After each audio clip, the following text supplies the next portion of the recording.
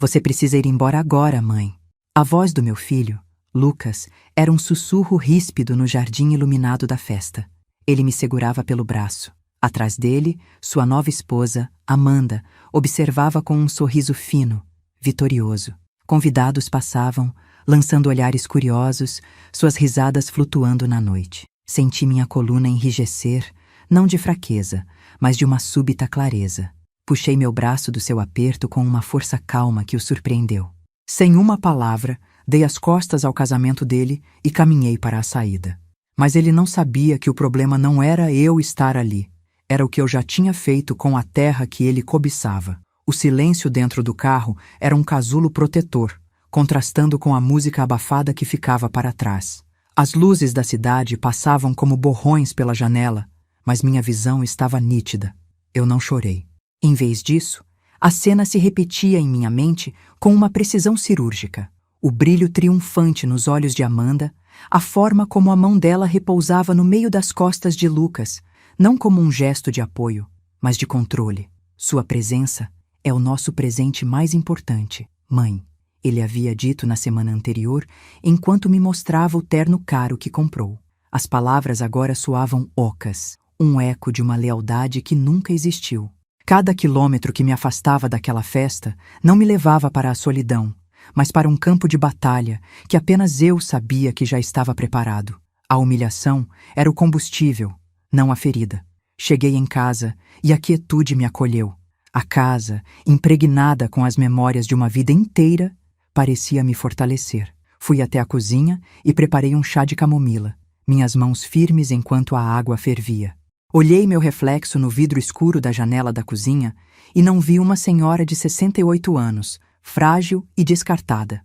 Vi a administradora que por 30 anos lidou com burocracia, egos inflados e crises silenciosas. A mulher que Heitor, meu falecido marido, confiava para proteger seu legado. Se isso tocou você, escreva justiça nos comentários. Se inscreva para a próxima. O que eles não compreendiam era que a minha força não estava em gritar ou confrontar, mas em observar, documentar e agir onde eles jamais pensariam em olhar. Eles viam uma viúva sentimental. Eu via um tabuleiro de xadrez e a jogada deles tinha sido previsível e tola. Com a xícara de chá ainda quente ao meu lado, fui até a escrivaninha de Heitor. Abri a gaveta do meio e retirei um diário de capa de couro que nunca havia sido usado. Abri na primeira página. A caneta deslizou suavemente, o único som no silêncio da madrugada. Anotei a data, a hora exata da conversa no jardim. As palavras dele, literais. Você precisa ir embora agora, mãe. Descrevi o sorriso de Amanda, o aperto no meu braço, os olhares dos convidados. Não era um desabafo emocional, era um relatório.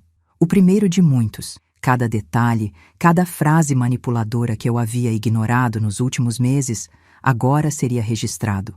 Aquilo não era mais apenas uma dor familiar. Estava se tornando um dossiê, uma coleção de provas que transformava minha mágoa em munição. Meu olhar recaiu sobre uma fotografia na estante. Heitor e eu, mais jovens, na varanda, com os campos verdes se estendendo atrás de nós. Ele tinha o braço ao redor dos meus ombros. Um olhar de orgulho e preocupação misturados. Isso aqui é Lara, ele costumava dizer, apontando para o horizonte. É mais do que terra, é a nossa história. Sua voz ecoou em minha mente, tão clara quanto no dia em que se foi. Ele temia a ganância, a impaciência das novas gerações que não viam raízes, apenas cifras. Aquele momento no jardim não foi um ataque surpresa, foi a concretização do medo do meu marido. E para entender por que as 4 palavras que eu diria a Lucas na manhã seguinte selariam seu destino, é preciso voltar 5 anos, a uma promessa que fiz a Heitor em seu leito de morte. Eu não nasci nesta terra, mas fui forjada por algo igualmente inflexível: a burocracia. Por 30 anos, fui administradora de um hospital regional, um universo de prontuários, orçamentos apertados e egos médicos que poderiam rivalizar com montanhas. Meu trabalho não era salvar vidas com um bisturi, mas com uma caneta, com a organização metódica de recursos e com a calma inabalável diante do caos. Aprendi que o verdadeiro poder não está no grito, mas no registro correto, na cláusula bem lida, no documento arquivado na pasta certa. Lidei com auditores, com famílias em desespero e com fornecedores que queriam o impossível. Cada dia era um exercício de diplomacia e precisão. Ninguém nunca me viu perder a compostura, mas todos sabiam que nada escapava ao meu controle. Essa disciplina, essa atenção aos detalhes, tornou-se a espinha dorsal da minha existência, uma armadura invisível que eu carregava muito antes de precisar dela para uma guerra familiar. Antes de Heitor, minha vida era um apartamento compacto no centro da cidade e uma rotina que eu mesma construí. A independência era meu bem mais precioso. Lembro-me de uma reunião no hospital onde um cirurgião famoso tentou me intimidar para aprovar uma compra superfaturada. Ele elevou a voz, gesticulou, falou sobre a urgência de seus pacientes. Eu esperei que ele terminasse seu teatro. Doutor, sua paixão é admirável, eu disse, minha voz nivelada. Mas a paixão não assina cheques nem responde a auditorias. Apresente-me 3 orçamentos concorrentes, como manda o regulamento, e o equipamento será seu amanhã. Ele ficou vermelho, mas no dia seguinte os orçamentos estavam na minha mesa. Eu não buscava conflito, mas jamais recuava de uma posição justa. Essa firmeza silenciosa era minha marca registrada, a mesma que Heitor diria, anos depois, ter sido a primeira coisa que o atraiu em mim. Nós nos conhecemos não em um baile ou jantar, mas em uma feira de produtores rurais. Eu estava procurando por um fornecedor de orgânicos para a cantina do hospital. Ele estava atrás de um balcão improvisado, as mãos sujas de terra, explicando a um cliente a diferença entre 2 tipos de tomate com uma paciência de monge. Havia uma solidez nele, uma conexão com algo real e duradouro que contrastava com o meu mundo de papel e números. Você parece entender de qualidade, ele disse, me pegando de surpresa enquanto eu analisava um cacho de uvas. Eu entendo de regulamentos, respondi, um pouco mais seca do que pretendia. E estes tomates não passariam na minha inspeção. Ele riu, um som genuíno que aqueceu o ar da manhã. Então me diga o que está errado com eles, senhora inspetora. Eu sou um homem que gosta de aprender. Aquele foi o início de tudo. A conexão não foi um raio, mas o lento crescer de uma raiz forte. Nossos mundos eram opostos, mas nossas essências eram as mesmas. Ambos éramos construtores. Ele com a terra, eu com sistemas. Em um de nossos primeiros encontros, ele me levou para ver a propriedade, que na época era menor e mais selvagem. As pessoas olham e veem trabalho, dificuldade, ele falou, seus olhos varrendo o horizonte. Eu vejo um legado, um lugar para fincar os pés. Eu compreendi imediatamente. Um legado precisa de fundações fortes, ponderei em voz alta. Precisa de planejamento, de proteção contra imprevistos. Ele parou de andar e me encarou. Você não vê só a poesia, não é? Vê a estrutura por baixo. Naquele momento, soubemos que não éramos apenas 2 pessoas se apaixonando. Éramos parceiros encontrando a peça que faltava em seus projetos de vida. Nosso casamento foi a formalização de uma parceria que já existia. A cerimônia foi pequena, realizada sob o carvalho antigo que ainda hoje se ergue no centro da propriedade.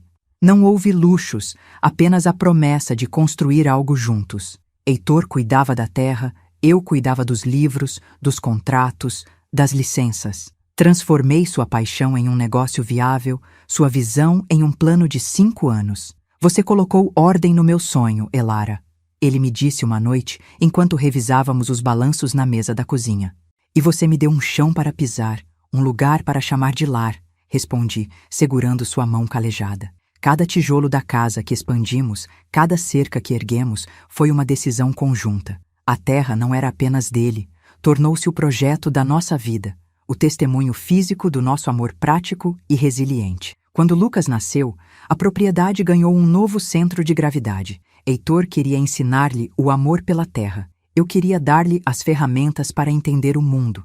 Tentei equilibrar os dois. Lembro-me de uma tarde em que Lucas, com uns 8 anos, quebrou uma pequena janela com uma bola. Heitor estava pronto para dar uma bronca, mas eu o impedi. Sentei-me com nosso filho e peguei papel e lápis. Vamos calcular, eu disse calmamente. Quanto custa um vidro novo? Quanto custa a mão de obra para instalar? Quantas semanas da sua mesada serão necessárias para cobrir o custo? Ele ficou chocado, mas fez as contas. Não era sobre punição, mas sobre consequência. Eu queria que ele entendesse que cada ação tem um preço, um valor. Acreditei que estava ensinando responsabilidade, mas talvez, sem perceber, estivesse apenas ensinando-o a calcular o valor de tudo. À medida que Lucas crescia, essa lição parecia se distorcer. Ele se tornou um mestre em calcular o que as coisas lhe custavam, mas não o que custavam aos outros. Mãe, preciso de um carro melhor para impressionar os clientes. Ele dizia na faculdade de Direito. É um investimento na minha carreira. E eu cedia. Mãe, este apartamento é mais perto do escritório. Vou economizar tempo. Ele argumentava depois. E eu ajudava com o aluguel. Heitor via com preocupação. Você está tornando as coisas fáceis demais para ele, Elara. O menino não conhece o valor do não. Ele só precisa de um empurrão para começar. Eu defendia, cega pela esperança de que meu apoio se transformaria em gratidão e maturidade. Mas cada sim que eu dava parecia apenas cavar um buraco mais fundo de expectativas, um poço de direitos que ele sentia ter sobre tudo o que era nosso. Nossa vida se assentou em uma rotina confortável, marcada pelas estações do ano e pelas visitas de Lucas aos domingos. Eram dias de almoços longos na varanda, o cheiro da minha torta de limão misturando-se com o perfume do campo. Heitor contava suas histórias sobre as colheitas. Eu perguntava sobre os casos de Lucas no escritório, e ele falava com um entusiasmo que nos enchia de orgulho. Olhando para trás, vejo que esses eram os momentos em que a ilusão era mais forte. A imagem da família perfeita, do filho bem-sucedido que honrava suas raízes. Era um quadro bonito, mas a moldura já estava começando a rachar, com fissuras finas de impaciência e um brilho de cobiça em seus olhos que eu, na época, confundia com ambição. A estabilidade era tão agradável que ignorei os sinais de que nosso alicerce estava sendo minado por dentro. A mudança veio como um trovão em céu azul. Um ataque cardíaco fulminante levou Heitor em uma manhã de terça-feira. Não houve tempo para despedidas longas, apenas o caos da emergência e o silêncio ensurdecedor que se seguiu. No hospital, depois que tudo acabou, o médico me ofereceu um calmante. Eu recusei. Havia trabalho a ser feito. Liguei para a funerária, para a família, para o contador. Minha dor era um oceano, mas minha mente era uma ilha de pragmatismo. No seu último momento de consciência, enquanto esperávamos a ambulância, Heitor segurou minha mão, seus olhos urgentes. Elara, proteja as nossas raízes. Ele sussurrou, a respiração falhando. Prometa. Aquelas palavras não foram um pedido sentimental. Foram uma instrução, uma passagem de guarda.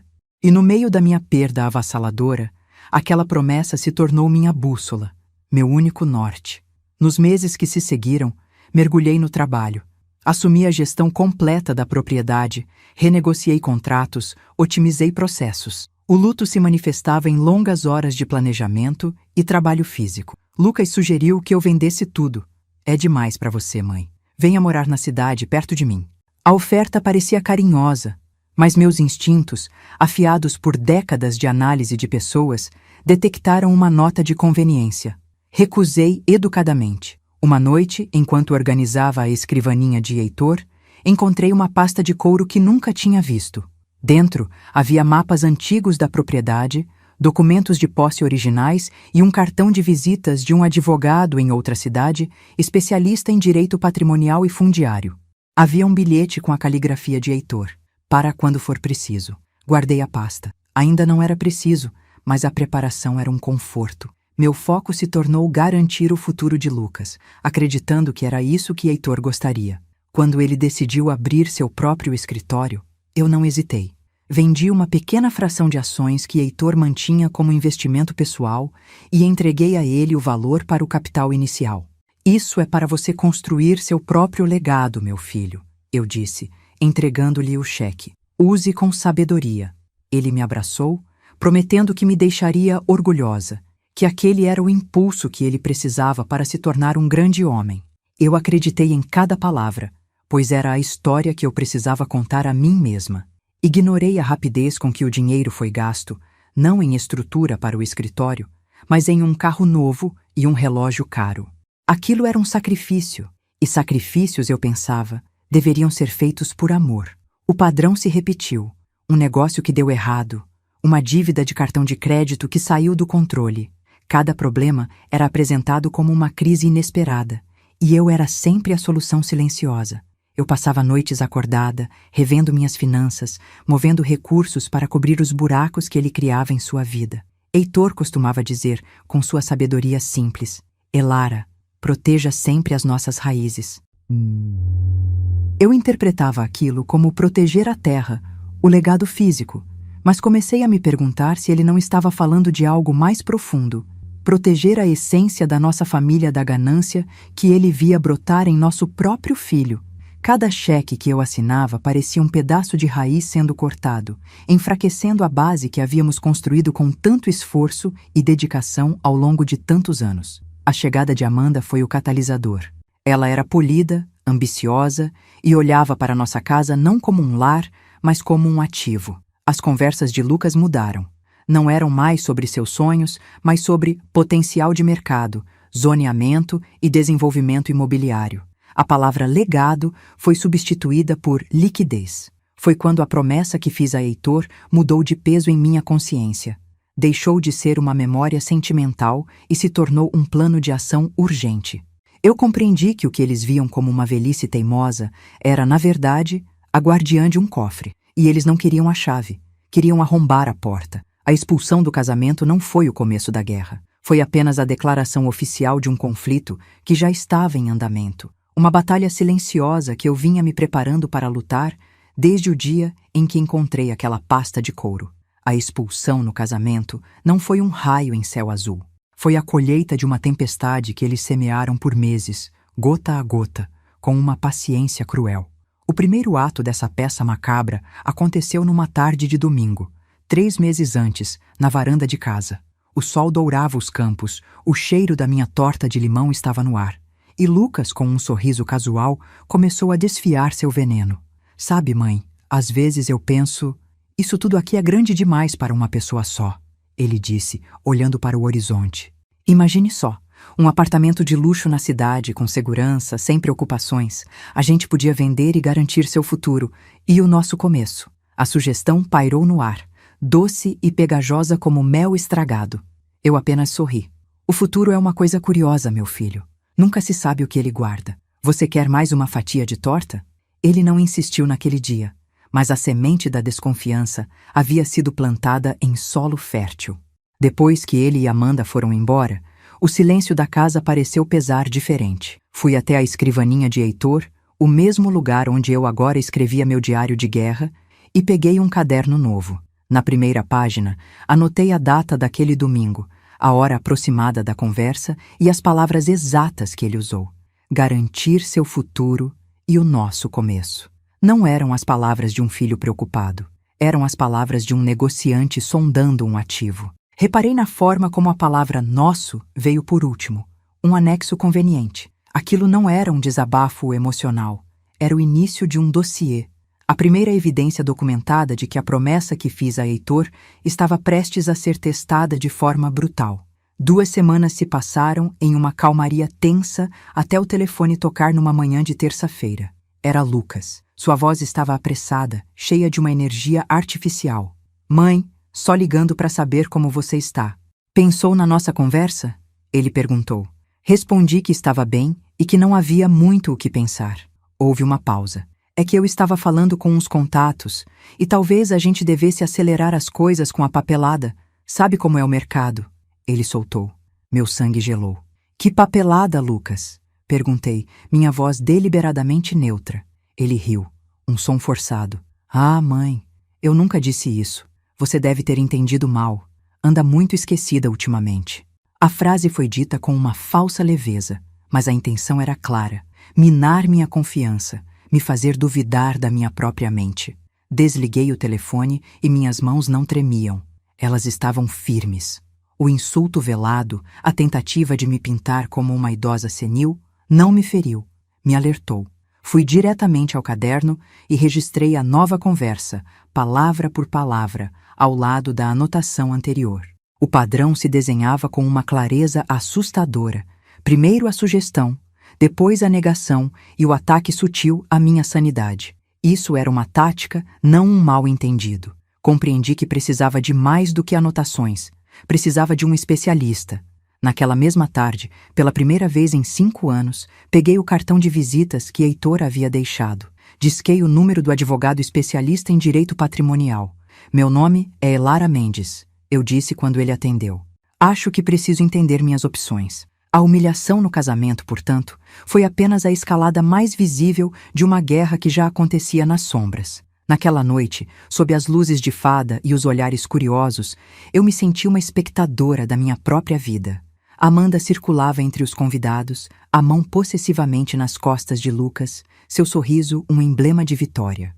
Ela era a general inspecionando suas tropas recém-conquistadas, e eu era o monumento antigo que precisava ser demolido para dar lugar à nova construção. A conversa que tivemos antes do confronto no jardim foi curta, cheia de falsidades. Elara, que bom que veio. Lucas estava tão preocupado se você se sentiria confortável, ela disse, o tom meloso contrastando com a frieza em seus olhos. Eu apenas assenti, sabendo que o conforto era a última coisa que eles queriam para mim. Quando Lucas me puxou para o canto do jardim, seu aperto era firme, impaciente. Você precisa ir embora agora, mãe. Ele sibilou, e a máscara de filho dedicado caiu, revelando o rosto de um estranho ganancioso. O choque não foi pela ofensa, mas pela crueza dela. Meu corpo todo enrijeceu, a respiração ficou presa no peito. Naquele instante, algo dentro de mim se solidificou, transformando a dor em uma armadura de gelo. O mundo pareceu afunilar-se naquele pequeno drama, com os sons da festa se tornando um zumbido distante. O que eles viam como um ato de poder, de me colocar no meu lugar, foi, na verdade, o maior erro tático que poderiam cometer. Eles não estavam me expulsando. Estavam me libertando de qualquer obrigação sentimental que ainda restava. Minha caminhada para a saída foi a mais longa e a mais determinada da minha vida. Eu não olhei para trás. Meus olhos buscaram um ponto de referência, um aliado silencioso na multidão. Vi meu primo Celso, perto do bar, observando a cena com uma expressão preocupada. Nossos olhares se cruzaram por um breve segundo. Eu dei um aceno de cabeça quase imperceptível, e ele assentiu de volta. Não era um pedido de ajuda, era um ato de registro. Eu agora tinha uma testemunha ocular da minha expulsão, alguém cuja palavra teria peso na família. Aquele gesto silencioso foi minha primeira contraofensiva. Ao chegar ao meu carro, a humilhação já havia se transformado em um propósito frio e claro. A guerra não era mais sobre proteger a terra de Heitor, era sobre proteger a mim mesma. Na terça-feira seguinte, o interfone tocou. Era Lucas. Sua voz, através do aparelho, era suave, cheia de uma preocupação fabricada. Mãe, posso subir? Fiquei preocupado com você depois de sábado. A audácia dele era de tirar o fôlego. Eu o deixei entrar, curiosa para ver qual seria o próximo movimento no tabuleiro. Ele entrou, olhou ao redor da minha sala de estar e sentou-se na poltrona de Heitor, como se estivesse testando o lugar. Você parece abatida, ele disse, seu olhar varrendo a escrivaninha no canto, o lugar onde ele sabia que eu guardava os documentos importantes. Vou buscar um copo d'água para você. Era um teste, uma isca, e eu decidi morder, para ver até onde ele iria. Enquanto eu estava na cozinha, propositalmente lenta, enchendo um copo d'água, eu sabia o que estava acontecendo na sala. Eu já havia antecipado um movimento como este.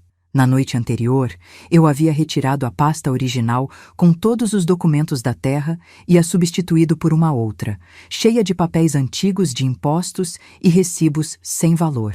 Deixei-a visível, tentadora. Quando voltei à sala, ele estava exatamente onde o deixei, mas a energia no ambiente havia mudado. Havia uma aura de frustração disfarçada nele. Ele tomou a água, fez mais algumas perguntas vazias sobre minha saúde e foi embora. Sua visita não durou 10 minutos. Ele não veio para se desculpar, veio para roubar. Assim que a porta se fechou, fui até meu laptop, escondido na prateleira de livros. Abri o aplicativo da pequena câmera de segurança que eu havia instalado na semana anterior, disfarçada de sensor de fumaça. A gravação era nítida. A imagem em preto e branco mostrava meu filho, o homem que eu criei, levantando-se no momento em que saí, indo até a escrivaninha, abrindo a pasta, folheando os papéis com uma pressa febril e, finalmente, sua decepção visível quando percebeu que não eram os documentos que procurava. Salvei o arquivo em um pendrive e o guardei junto com o caderno. A sensação não foi de raiva, mas de um nojo profundo e gélido. A prova em vídeo confirmava a total ausência de caráter dele. Ele não era apenas ganancioso, era um ladrão esperando a oportunidade. A pressão aumentou na semana que se seguiu. Eles me convidaram para um café no centro, uma armadilha em território neutro. Cheguei e os encontrei em uma mesa com um terceiro homem, de terno e sorriso ensaiado. Mãe, este é o Ricardo, um amigo nosso, consultor de investimentos imobiliários, disse Amanda com doçura. Ele só queria te dar uma visão do potencial incrível que temos em mãos. O amigo começou a falar. Um jorro de termos técnicos sobre zoneamento, potencial de desenvolvimento e janelas de oportunidade de mercado que estavam prestes a se fechar. Era um ataque coordenado, uma tentativa de me intimidar e me confundir com jargões, fazendo-me sentir ignorante e inadequada para tomar decisões sobre meu próprio patrimônio. Lucas e Amanda me observavam, esperando um sinal de fraqueza, de capitulação. Eu ouvi pacientemente, mexendo meu café, deixando o monólogo dele se esgotar. O homem empurrou um documento pela mesa. É só uma autorização de avaliação, Elara, sem compromisso, apenas para entendermos o valor real do ativo. Olhei para o papel, depois para Lucas e, por fim, para Amanda. Adotei a expressão mais confusa e frágil que consegui. Meu Deus, é tudo tão complicado para mim. Suspirei, tocando a testa como se estivesse com dor de cabeça. Eu sou só uma senhora, não entendo nada disso de ativos e zoneamento. Meu falecido marido sempre cuidou de tudo. Vi um brilho de triunfo nos olhos de Amanda. Eu nunca assino nada sem que meu advogado veja primeiro, continuei, minha voz trêmula. Vou levar para ele dar uma olhada. O sorriso deles vacilou. A menção de um advogado não estava no roteiro. Eu me levantei, deixando o café intocado. Obrigada pela preocupação, crianças. Saí da cafeteria sentindo um desprezo gelado. A tática deles era amadora e insultuosa. A ligação veio na manhã seguinte ao casamento, exatamente como eu sabia que viria. O telefone tocou às 8 em ponto, um som estridente no silêncio da casa. Atendi no segundo toque, preparada. Não houve bom dia. Não houve como você está. A voz de Lucas era dura, desprovida de qualquer emoção, exceto uma impaciência fria. Mãe, acabou a brincadeira. Eu preciso dos papéis da terra, todos eles. A palavra preciso foi dita com um peso que revelava todo o seu desespero. Não era mais uma sugestão, uma sondagem. Era uma ordem, um ultimato. O filho carinhoso havia desaparecido completamente, substituído por um cobrador de dívidas. Eu não estou pedindo, mãe. Estou mandando. Ele continuou, sua voz subindo de tom, tornando-se ríspida e ameaçadora. Amanda e eu temos planos que você está atrapalhando com essa sua teimosia. Você teve sua vida inteira naquela terra. Agora é a minha vez. Quero os documentos na minha mesa até o fim da semana, ou você vai se arrepender de verdade. A ameaça pairou no ar, nua e crua. Em vez de medo, senti uma calma estranha descer sobre mim. Ele estava me dando exatamente o que eu precisava, a confirmação final, irrefutável, de suas intenções. Ele não estava apenas tentando me persuadir, estava tentando me coagir. E a coação era algo que eu sabia documentar muito bem. Enquanto ele falava, minha mão direita, que segurava o telefone, permaneceu firme.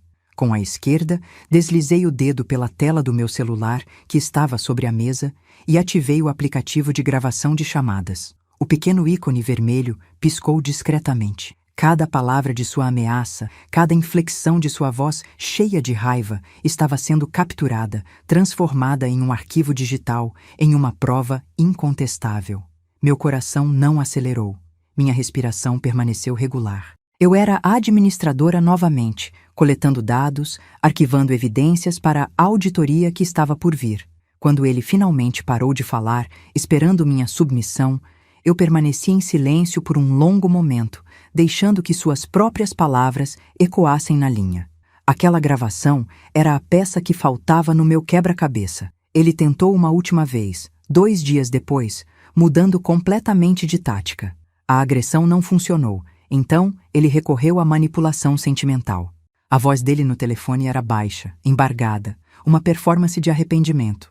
Mãe, me desculpe, eu estava nervoso. As coisas estão difíceis. Ele falou sobre dívidas, sobre a pressão de começar uma nova vida. E então ele jogou sua carta mais baixa. Papai ia querer me ver prosperar. Ele ia querer que eu tivesse um bom começo, que eu construísse algo grandioso como ele fez. Ele entenderia. A menção ao nome de Heitor, usada como uma arma contra mim, foi o insulto final. O mais profundo, o mais imperdoável de todos. A memória da promessa que fiz a Heitor em seu leito de morte queimou em minha mente. Proteja as nossas raízes. Ele não estava falando sobre prosperidade a qualquer custo. Estava falando sobre integridade, sobre legado. Lucas estava profanando a memória de seu pai para justificar sua própria ganância. Minha resposta foi cortante, desprovida de qualquer emoção. Seu pai me pediu para proteger as raízes dele, Lucas. É exatamente isso que estou fazendo. E desliguei. Não havia mais nada a ser dito. Ele havia tentado todas as chaves: manipulação, gaslighting, intimidação, ameaça, culpa. Nenhuma delas serviu na fechadura que eu havia forjado. Agora só restava uma porta, e ele bateria nela em breve. O ato final do drama deles aconteceu na sexta-feira. Ele apareceu na minha porta sem avisar, o rosto pálido, os olhos fundos. Parecia genuinamente desesperado, uma atuação digna de um prêmio. Mãe, por favor, ele implorou, a voz rouca. Eu estou te pedindo como filho. Eu preciso da sua ajuda. Assina essa procuração. É só para eu poder organizar a papelada, conseguir um empréstimo usando a terra como garantia. Eu juro que é só isso. Ele estendeu o papel e uma caneta. Atrás dele, no carro estacionado no portão, eu podia ver a silhueta de Amanda, observando, a diretora garantindo que seu ator principal seguisse o roteiro. A cena era patética. Olhei para o papel, depois para o rosto do meu filho, e não vi nada do menino que criei. Vi um estranho consumido pelo pânico, disposto a sacrificar qualquer coisa, e qualquer um. Naquela noite de sexta-feira, o silêncio da casa era meu aliado, um manto de tranquilidade que me permitia pensar com clareza. Sentei-me à escrivaninha de Heitor, não com o diário, mas com o laptop. A humilhação e a raiva haviam se decantado, deixando para trás um sedimento de pura lógica. Se a ganância de Lucas era tão desesperada, ela deveria ter deixado um rastro. Meu passado como administradora me ensinou que o desespero financeiro é barulhento, que ele grita em registros públicos, em processos judiciais, em cobranças ignoradas. Com os dedos firmes, comecei a navegar pelos portais de consulta jurídica e de proteção ao crédito. Digitei o nome completo e o CPF do meu filho. Não era uma mãe ferida procurando respostas. Era uma auditora iniciando uma investigação. A tela do computador lançava uma luz fria em meu rosto, enquanto os resultados carregavam. E então, eles apareceram. Não era uma rachadura. Era um abismo. Uma dívida de cartão de crédito que ultrapassava R$80 mil. Um empréstimo pessoal de R$200 mil, feito para financiar a entrada do apartamento e o casamento, com juros que sufocariam um milionário. E o pior, 3 processos de cobrança movidos por credores diferentes nos últimos 6 meses. Meu pulso não acelerou, minha respiração não falhou. Uma calma gélida tomou conta de mim. A verdade não era chocante, era esclarecedora. Não era apenas ganância o que movia meu filho. Era o pânico absoluto de um homem prestes a perder tudo, um homem se afogando em suas próprias mentiras e que via a mim e ao legado de seu pai como a última boia de salvação. Cada número na tela era uma peça que se encaixava no quebra-cabeça de suas ações. A pressão para vender a terra não havia começado com a ambição de Amanda. Ela se iniciou com o primeiro aviso de cobrança que ele recebeu há 8 meses. A visita do falso consultor imobiliário aconteceu 3 dias depois que o banco recusou sua proposta de renegociação de dívida. A crueldade no casamento, a tentativa de me quebrar psicologicamente, foi uma manobra desesperada 1 semana após a notificação de uma execução judicial iminente. Ele não estava construindo um futuro. Estava tentando tapar um buraco negro financeiro com a terra que seu pai amou. Tudo fez um sentido terrível e completo. A motivação se revelou, nua e patética. Minha reação foi imediata e automática. Acionei a impressora. Página por página, os registros de suas dívidas e processos judiciais se materializaram em papel, cada um testemunho de sua imprudência. Compilei tudo em uma pasta nova, etiquetada com precisão. Dossiê financeiro. Lucas Mendes. Em seguida, salvei cópias digitais de cada documento em um pendrive criptografado. Por fim, redigi um e-mail para o Dr. Almeida, meu advogado, com o assunto Material Urgente para Análise. Anexei os arquivos PDF protegidos por senha e escrevi uma única linha. Acredito que isso contextualiza a urgência dele. Enviei. Apaguei o histórico de navegação. A operação levou menos de 15 minutos. A mágoa havia se transformado em evidência, e a evidência em poder. Com o dossiê financeiro ao lado do meu diário de eventos, a cronologia da traição se tornou inegável. Abri o caderno e comecei a traçar as linhas, conectando as datas. A conversa na varanda sobre garantir meu futuro ocorreu na mesma semana em que o limite do seu cartão de crédito foi bloqueado. A tentativa de gaslighting por telefone, me chamando de esquecida, foi um dia depois de ele receber uma carta de seu gerente de banco. Cada ato de manipulação, cada mentira, cada gesto de crueldade não era aleatório. Era uma resposta direta a uma nova pressão financeira. Ele não estava apenas me desrespeitando, estava seguindo um roteiro ditado pelo desespero, e eu tinha em minhas mãos a prova de cada uma de suas motivações ocultas. Eu via agora o plano completo deles, não como uma série de ataques, mas como uma campanha metódica. O objetivo nunca foi me convencer, mas me desgastar, me isolar e, por fim, me incapacitar, talvez até legalmente, para tomar controle do único ativo valioso que ele acreditava que a família possuía. A figura de Amanda como a arquiteta por trás de tudo ficou mais nítida. Ela provavelmente o empurrou para esse abismo de dívidas com promessas de um estilo de vida que eles não podiam bancar, sempre com a rede de segurança da minha terra em mente. Eles não eram um casal construindo uma vida. Eram sócios em um projeto de aquisição hostil. E eu era o único obstáculo. A voz de Heitor ecoou em minha mente, não como uma memória triste, mas como uma diretriz estratégica clara.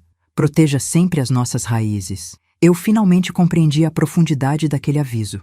Ele não temia apenas estranhos, incorporadoras ou o governo. Ele temia a fragilidade do caráter, a ganância que pode brotar de dentro, no solo mais sagrado. Proteger as raízes não significava apenas segurar a escritura da terra. Significava proteger a integridade, a história e os valores que aquela terra representava, mesmo que a ameaça viesse do nosso próprio sangue. A promessa que fiz em seu leito de morte não era um fardo. Era a minha autorização para fazer exatamente o que eu estava prestes a fazer. A decisão se solidificou dentro de mim, fria e dura como aço. A defesa não era mais suficiente. Bloquear suas tentativas seria apenas adiar o inevitável. Ele era como uma erva daninha persistente. Se eu não arrancasse a raiz, ele continuaria tentando crescer de volta, mais forte e mais amargo. Eu não iria apenas me proteger. Eu iria erradicar a ameaça de forma definitiva, usando a lei, a lógica e a própria ganância dele como as ferramentas da minha justiça.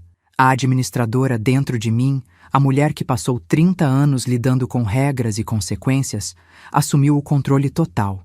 O tempo para observar havia acabado.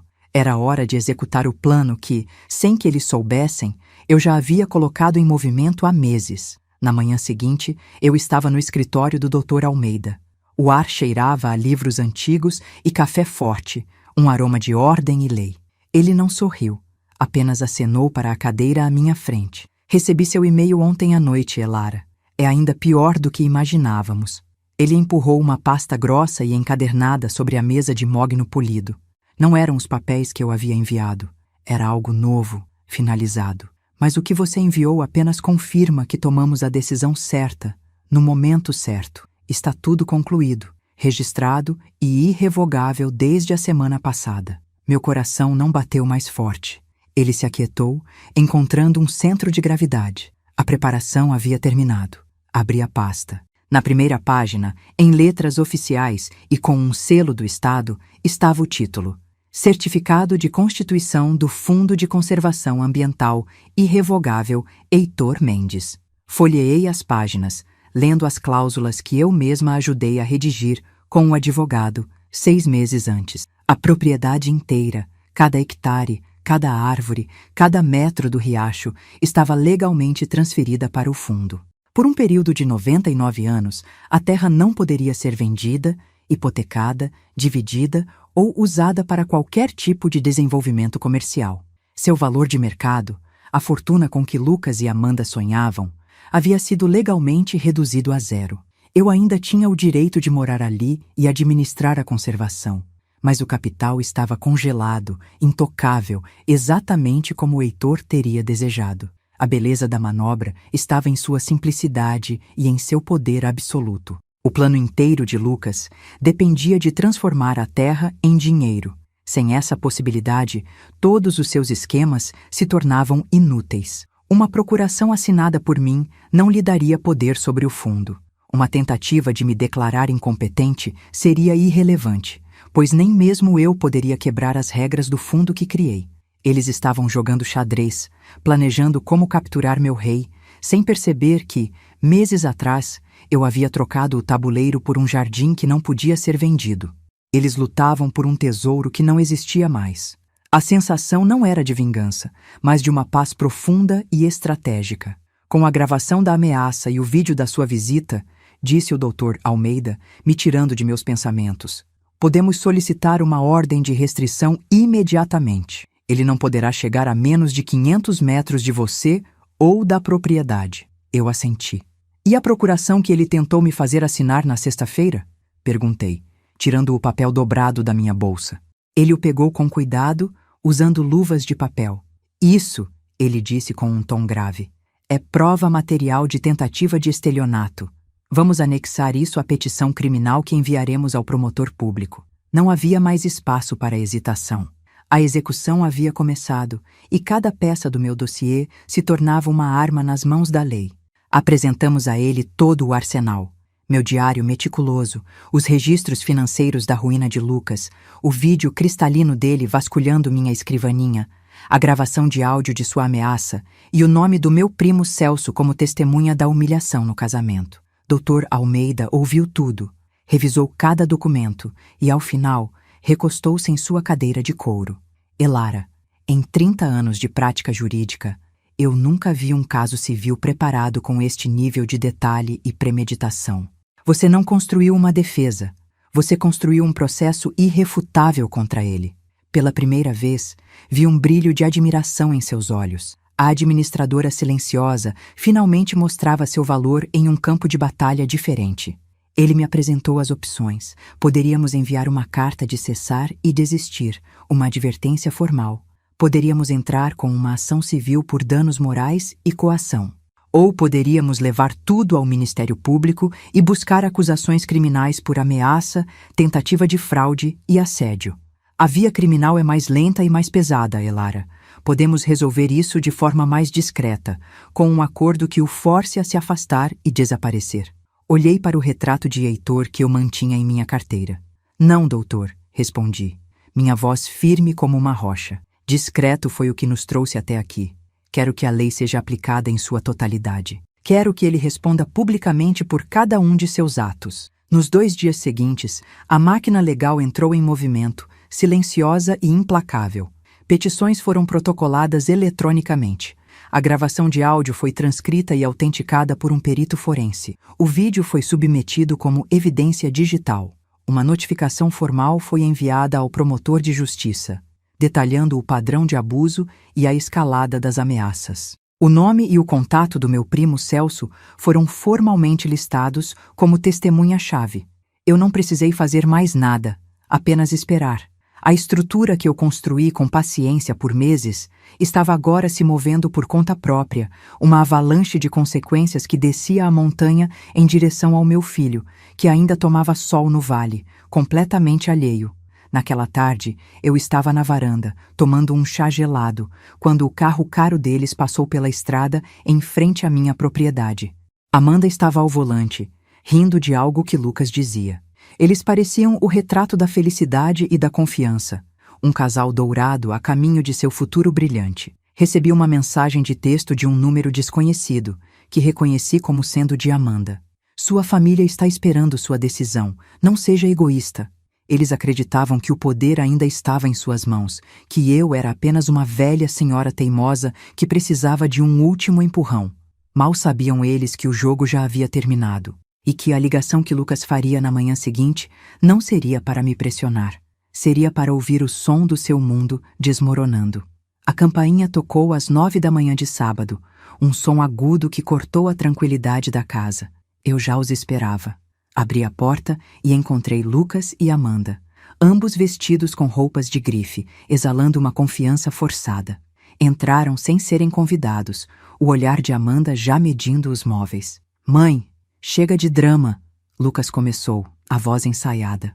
"Viemos buscar os papéis. Temos um comprador esperando." Foi nesse momento que Dr. Almeida e 2 oficiais de justiça entraram calmamente pela porta que eu deixei aberta. O sorriso de Amanda congelou. Lucas se virou, a confusão transformando seu rosto. "O que é isso? Quem são vocês?" Um dos oficiais, um homem alto e de expressão impassível, deu um passo à frente. "Senhor Lucas Mendes, temos uma ordem de restrição para lhe entregar. A senhora Elara Mendes solicitou proteção contra assédio e ameaças." A arrogância no rosto do meu filho se desfez como açúcar na chuva, substituída por um pálido e gaguejante choque. "Proteção? Ameaças? Do que vocês estão falando?" gaguejou Lucas, olhando de mim para o advogado. Dr. Almeida abriu sua pasta de couro com uma lentidão deliberada. "Sua mãe não precisa mais se preocupar com a terra, Lucas", ele disse, a voz calma e cortante. "Há 6 meses, ela transferiu a totalidade da propriedade para o Fundo de Conservação Ambiental Irrevogável Heitor Mendes. A terra não pode ser vendida, hipotecada ou desenvolvida por 99 anos. Seu valor de mercado é, para todos os efeitos práticos, 0. Ele colocou o documento oficial sobre a mesa. A cor sumiu do rosto de Amanda. Seus lábios ficaram brancos enquanto ela se agarrava ao encosto de uma cadeira para não cair. Lucas olhava para o papel, balançando a cabeça em negação. "Isso é mentira. Você não podia", ele sussurrou, virando-se para mim. Foi quando eu falei, minha voz clara e firme, ecoando no silêncio atordoado. "A terra está protegida." O som estrangulado que escapou da garganta dele foi a confirmação de que ele finalmente entendeu que havia perdido tudo. As consequências se desdobraram com a precisão de um mecanismo de relógio. A ordem de restrição foi a primeira peça a cair, impedindo qualquer contato. Em seguida, a gravação da ameaça e o vídeo da tentativa de furto foram entregues ao promotor, resultando em um processo por coação e tentativa de estelionato. Financeiramente, o castelo de cartas deles desabou. Sem a perspectiva da venda da terra para usar como garantia, o banco executou a dívida do apartamento. Foram despejados em 30 dias. O carro de luxo foi rebocado. A falência pessoal de Lucas foi declarada, aniquilando seu crédito por 1 década. Socialmente, o isolamento foi total. Amanda pediu o divórcio em menos de 2 meses, percebendo que se casara com um homem falido, e voltou para a casa dos pais em outra cidade. Meu primo Celso, a testemunha silenciosa do casamento, certificou-se de que toda a família soubesse da humilhação que sofri, e Lucas foi efetivamente deserdado do clã. Psicologicamente, ele ruiu. Sem a esposa, sem dinheiro e enfrentando acusações, teve um colapso nervoso e foi internado, sendo diagnosticado com um transtorno de personalidade narcisista e obrigado a fazer terapia como parte de sua condicional. Hoje, quase 1 ano depois, a vida encontrou seu novo ritmo. Lucas mora em um pequeno apartamento alugado no centro, trabalhando como assistente administrativo para pagar suas dívidas legais e tentando reconstruir algum tipo de vida sob o peso de suas escolhas. Amanda, segundo ouvi, está tentando se restabelecer socialmente em sua cidade natal, mas a história de seu casamento desastroso a persegue. Enquanto isso, aqui na fazenda, a paz retornou. A grama parece mais verde, o ar mais puro. Eu reatei laços com amigos que havia negligenciado durante os anos de estresse, e meu primo Celso vem almoçar quase todo domingo. Minha saúde, antes abalada pela ansiedade, melhorou drasticamente. A pressão arterial está estável e durmo a noite inteira. As tardes de domingo, antes repletas de tensão e conversas veladas, voltaram a ser silenciosas, preenchidas apenas pelo som dos pássaros e pelo cheiro da terra úmida. Às vezes, sento-me na varanda, na velha cadeira de balanço de Heitor, e olho para os campos que se estendem até o horizonte. Não sinto triunfo, nem amargura. Sinto apenas uma profunda gratidão pela sabedoria do meu marido. Proteja sempre as nossas raízes, ele me pediu. E eu finalmente entendi que ele não falava apenas da terra, mas da integridade, da dignidade e da história que ela representa. A verdadeira força não está em gritar mais alto em uma briga, mas em construir fundações tão sólidas que nenhuma tempestade possa abalá-las. Não me arrependo de nenhuma decisão que tomei. Cada anotação no diário, cada consulta ao advogado, cada passo silencioso foi um ato de autopreservação e de lealdade a uma promessa. Ele estaria orgulhoso. A propriedade não é mais um ativo a ser liquidado, mas um santuário vivo, um testamento de um amor que valorizava mais o legado do que o lucro. Meu trabalho agora não é defender, mas cultivar. Cuido da horta, leio livros sob o carvalho antigo e recebo os amigos para um café. A guerra acabou. A administradora de hospital que vivia em mim, a mulher dos registros e das regras, pode finalmente descansar. Ela cumpriu seu último e mais importante projeto. O silêncio que agora me rodeia não é de solidão, mas de soberania. A terra respira em paz, e pela primeira vez em muito tempo, eu também.